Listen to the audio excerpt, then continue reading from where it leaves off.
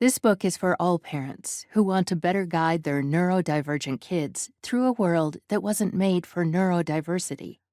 In each chapter, we will tackle the different challenges that kids like ours face in order to learn how to help them handle these challenges and thrive along the way.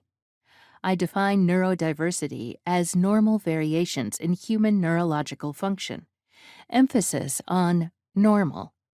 Neurodivergent, ND, refers to a person whose neurological function varies from the typical. I am a neurodivergent, bipolar autistic, mother of two neurodivergent kids. Raising them in a neurotypical world that rarely makes space for us caused me to look back to my own childhood, when I was often misunderstood and mistreated by kids, adults, and family.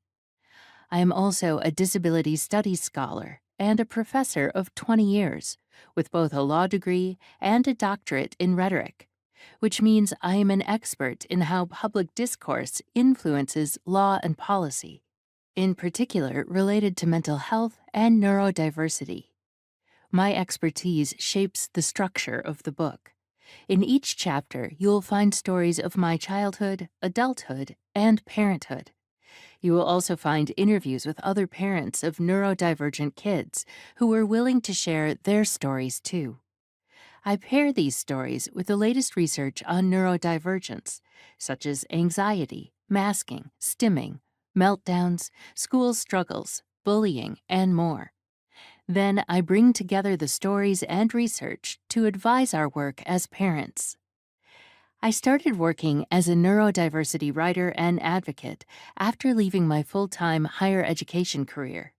For 10 years, I worked in academia while hiding my bipolar diagnosis for fear of being fired.